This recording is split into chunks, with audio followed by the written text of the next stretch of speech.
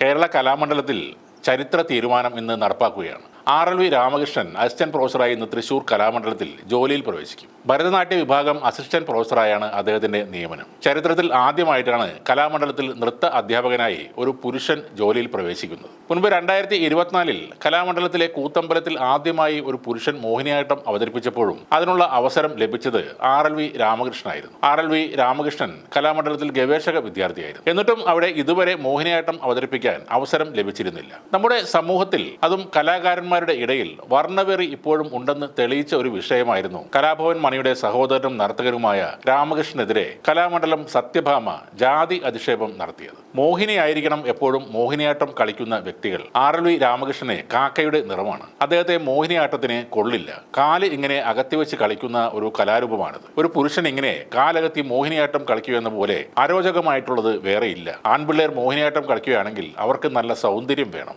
ആൺപിള്ളേരിൽ നല്ല സൗന്ദര്യം ഉള്ളവരുണ്ടല്ലോ. ഇവനെ കണ്ടാൽ ദൈവം പോലും എന്തിന് പെറ്റ തള്ള പോലും സഹിക്കില്ല എന്നാണ് കലാമണ്ഡലം സത്യഭാമ അന്ന് പറഞ്ഞത്. ഏതോ സ്ഥാപനത്തിൽ എന്തോ ഡാൻസ് പഠിച്ചവനെന്നാണ് രാമകൃഷ്ണനെ കുറിച്ച് സത്യഭാമ പറയുന്നത്. എന്നാൽ 1996 തൃപ്പൂണിത്തുറ RLV കോളേജിൽ മോഹിനിയാട്ട കടലിൽ നിന്ന് പഠിച്ചിറങ്ങിയ കലാകാരനാണ് രാമകൃഷ്ണൻ. 4 വർഷത്തെ ഡിപ്ലോമയും പോസ്റ്റ് ഡിപ്ലോമയും കഴിഞ്ഞതിന് ശേഷം MG യൂണിവേഴ്സിറ്റിയിൽ നിന്ന് MA മോഹിനിയാട്ടം 1ാം റാങ്കോടെ പാസ്സായിട്ടുണ്ട്. ഇതുകൂടാതെ കേരള കലാമണ്ഡലത്തിൽ നിന്ന് പെർഫോമിംഗ് ആർട്ടിൽ MPhil ടോപ്പ് സ്കോററായി പാസ്സാവുകയും അതേ സ്ഥാപനത്തിൽ തന്നെ മോഹിനിയാട്ടത്തിൽ PhD പൂർത്തിയാക്കുകയും ചെയ്തു. UGCയുടെ അസിസ്റ്റന്റ് പ്രൊഫസർ ആകുന്നതിനുള്ള നെറ്റ് പരീക്ഷയും വിജയിച്ചിട്ടുണ്ട്. ഇതുകൂടാതെ ദൂരദർശൻ കേന്ദ്രം A ഗ്രേഡഡ് ആർട്ടിസ്റ്റായി തിരഞ്ഞെടുക്കുകയും ചെയ്തിട്ടുണ്ട്. 15 വർഷത്തിലധികമായി കാലടി സംസ്കൃത സർവകലാശാലയിലും RLV കോളേജിലും മോഹിനിയാട്ട വിഭാഗം ഗസ്റ്റ് ലെക്ചറായും സേവനം ചെയ്തിട്ടുണ്ട്. ഡോക്ടർ രാമകൃഷ്ണൻ ആരാണെന്നറിയാൻ ഇത് മതിയാകും. ഒരു കലാകാരൻ എന്തൊക്കെയാണ് ജീവിതത്തിൽ നേടാൻ കൊതിക്കുന്നത് അതെല്ലാം നേടിയ ആളാണ് അദ്ദേഹം. ഇല്ലായ്മയുടെയും പട്ടിണിയുടെയും കാലങ്ങൾ താണ്ടി വന്നവനാണ് രാമകൃഷ്ണൻ. ചേട്ടൻ മണിയാണ് ഈ ഫീൽഡിൽ ഉറച്ചു നിൽക്കാൻ അനിയന് എന്നും താങ്ങായി നിന്നത്. ഒരു പട്ടികജാതിക്കാരൻ കലാപരമായി ഇത്രയും ഉയർന്ന ബിരുദങ്ങൾ നേടുമ്പോൾ,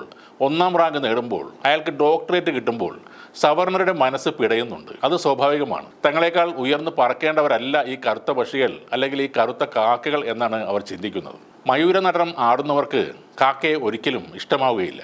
നടൻ വിനായകനായാലും ജാസി ഗിഫ്റ്റ് ആയാലും RLV രാമകൃഷ്ണനായാലും അവരുടെ കഴിവല്ല ചിലർക്ക് പ്രധാനം. അവരൊക്കെ ഇപ്പോഴും നോക്കുന്നത് അവരുടെ നിറമാണ്, ജാതിയാണ്. എന്തായാലും കലാഭവൻ മണിയുടെ ആഗ്രഹം പോലെ അനിയൻ വലിയ കലാകാരനായി. അർഹിക്കുന്ന അംഗീകാരങ്ങളെല്ലാം അയാളെ തേടിയെത്തി. ഇപ്പോൾ കലാമണ്ഡലത്തിലെ ഔദ്യോഗിക പദവിയിലേക്കും കാലെടുത്ത് വെക്കുകയാണ് RLV രാമകൃഷ്ണൻ.